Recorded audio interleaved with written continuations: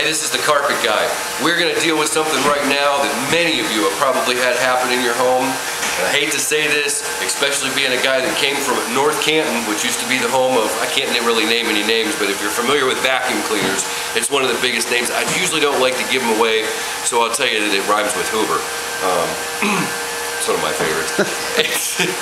Anyways, here's what happens with a home cleaning unit, and I don't know how well Smiley's going to be able to see in this because it's just real faint.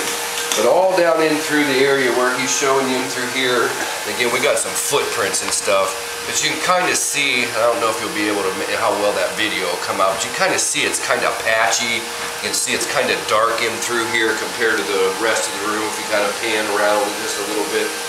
What's happened here, and obviously I can't necessarily say that this was a consumer issue.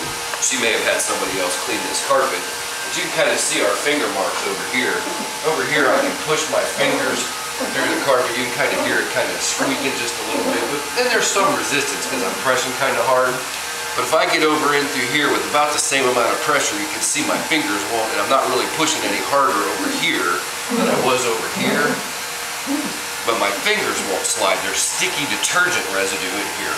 Now, what I've found, and this is a product that's available to just about everybody else out there in the face of the planet. It's from a mainline supplier. I call it an anti-detergent. It's non-caustic. There's no real nasty stuff in here. Actually, to be totally honest with you, I'm not even completely sure of everything that's in it. I do have an MSDS sheet on it, but I don't really pay that much attention to it. But this product is designed specifically to break down detergent residues. Many times I hear from people, oh, I had my carpet cleaned, and then within a week or two, it was worse than it was before. Well, that's detergent residue. Not always, but generally speaking, that's generally the case.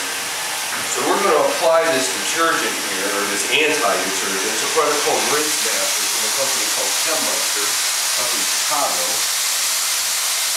Love this stuff. Unfortunately, it is not available for commercial, or it's nothing you can buy. We do not sell this to consumers.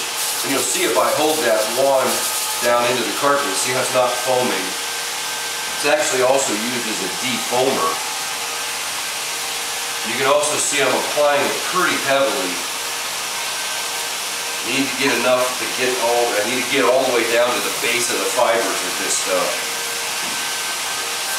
Because obviously those detergent residues are mixed completely down into the carpet. And I got another little spot right here coming right at you with that spray. Now there's one of the reasons why a lot of times people refer to what we do as steam cleaning. You can see all the vapor coming off of that. We're in Ohio right now, northern Ohio, and it's about 25, I think it's in the mid-20s today outside.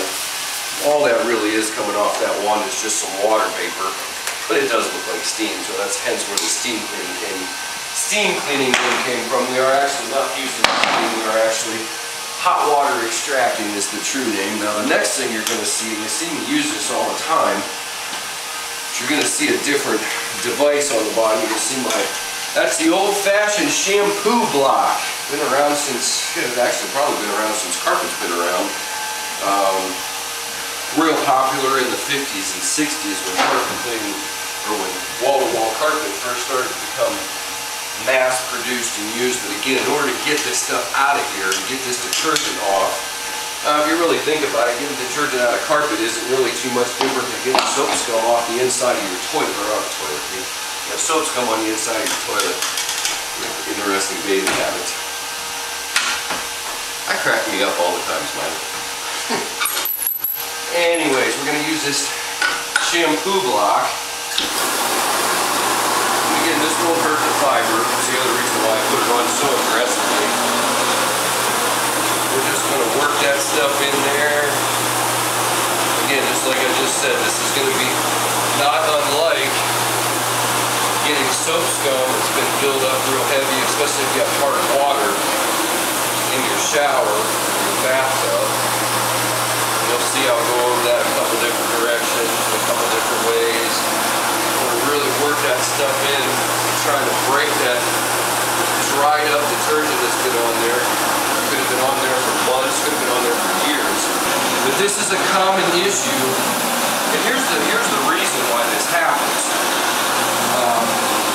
In America, we have a general belief system about just about anything. If a little is good, more is better. And so very oftentimes we don't follow label instructions. I even find myself guilty of that every now and then. So if your machine says it makes X amount of juice, you know, for heavily soiled carpet, and you decide that however much it says you're supposed to use isn't enough, then you go ahead and put in twice as much more. Well, that just generally has a tendency to leave behind a detergent residue. And the other issue with a lot of those home use machines is they have an unlimited ability to dispense water. They can just squirt and squirt and squirt and squirt, but they have a very limited ability to pull it back out. Again, I'm not against them. That may sound like I'm being a little bit negative about them. And again, I'm just pointing out the actual characteristics of the machines. Professional equipment used properly. I have a portable unit that I use quite regularly. It has 3 5-horsepower shop vac motors tandem together inside of it. So it's basically like, it actually, since they're tandem together, it's actually about 4 or 5 times more powerful than a big 5-gallon shop vac. You know, you get extra power with them tied together. There's little hoses that connect each one of the blowers. It has a low pressure. It has a 100 psi pump on it. Most of the pumps that are on home uses are usually about 50 to 60 pounds of pressure. So again, I got a real small pump and a whole lot of vacuum. Now here we're using my truck mount, which we won't get too heavily into that. I'm not a my question about power when it comes to this kind of stuff is horsepower is not the answer to everything, but it is the answer to some things. And again, that's one of the issues with those home use machines is they just don't have enough vacuum power.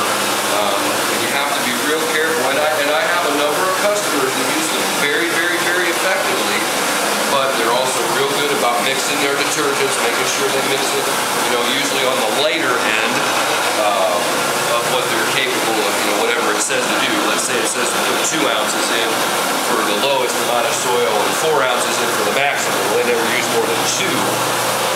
And they're also all real good about rinsing. A little bit of vinegar in the water. Why vinegar? There's a good answer. Why did you put vinegar in the water? Well, I'll tell you. The reason why you put vinegar in rinse water to make it work better is vinegar's acidic. 90 to almost, well, I would have to say virtually all detergents that are available for customer use are alkaline. Means they're a pH of 7 or above, or 7.1. 7 is neutral. So they're somewhere up between 7, 8, 9. A lot of them can be really heavily alkaline, 10, 11, 12. That can be part of the issue. Again, there's a number of ways to get alkalinity. But the reason why we're just going to stick to that vinegar thing, the reason why you would use vinegar in the water is it neutralizes the alkalinity. Again, if you neutralize that detergent or you neutralize its alkalinity, there's a good possibility it won't leave a sticky residue. Now, again, that's not always the case, but it does help. So now we've completed this part of the process. I'm just going to swing this thing over here and park it. So what I'm doing right now is I'm actually clearing out my lines until I get this good hot water. About the time I can't touch it, that's about where I want it. That's where I'm there. I can start to see what it is. You can see that vapor once again. Bring in Smiley. I don't know how well this is going to come out in the video. You might want to. Can you see the difference in your angle? Oh yeah. Because it'll look different depending on what angle. Oh yeah, you can see it. You can see it in the video. Smiley, got to give Smiley a lot of credit. My cinematographer, and yes, that is in fact his real name, is Smiley. I mean, what else would he do for a living other than carpet? Take video. But you can definitely see how much of a difference that's making.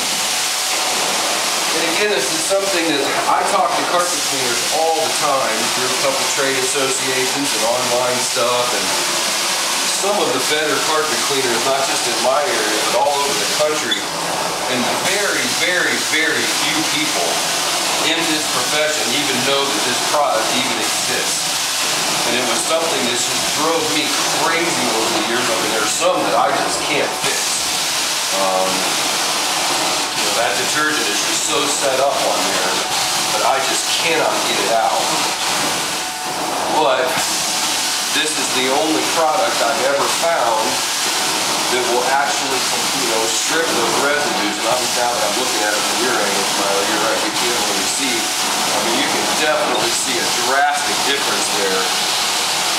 And again, what would happen here if when the homeowner was living in this house, if you can see it vacant, but for sale now, is they would do this and it would look pretty good for a while.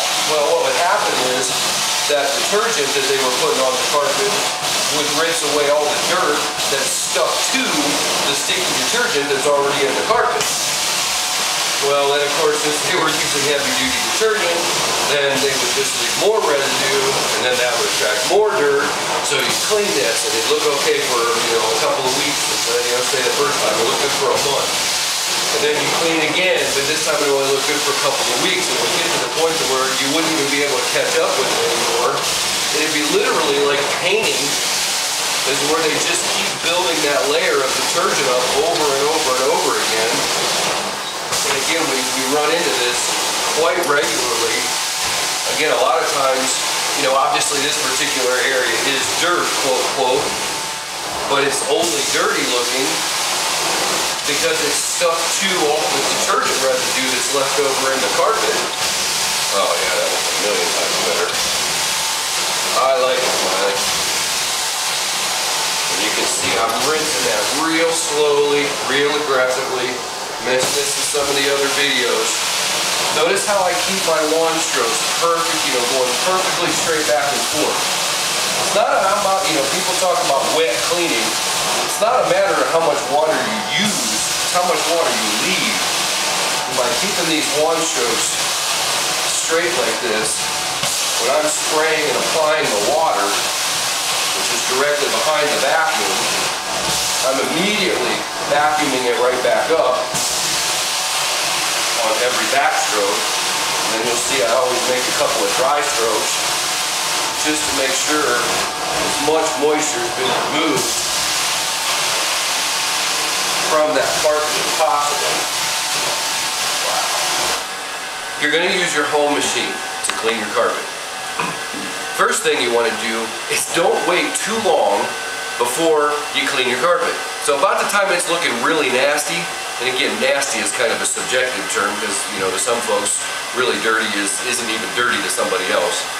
But cleaning your carpet frequently enough that the dirt doesn't have a chance to get ahead of your equipment.